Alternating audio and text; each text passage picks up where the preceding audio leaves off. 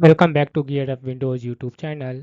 In this video, we will guide you on how to view saved passwords on Edge browser on Windows 11 or 10 PC.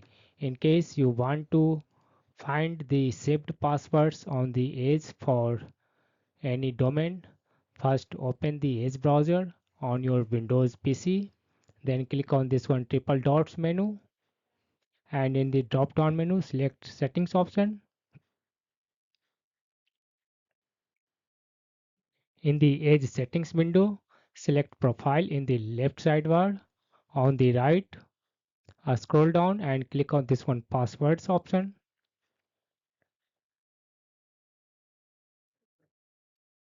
Under Passwords, you will find all the domains for which you have saved the passwords on your Windows 11 or 10 PC.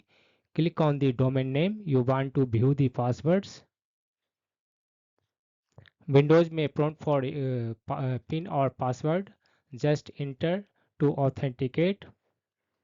Then click on this one I icon beside this one asterisk to view the password that you have saved in your Edge browser. In case you want to copy it, click on this one copy button. This will copy the password and you can now paste in any place such as notepad.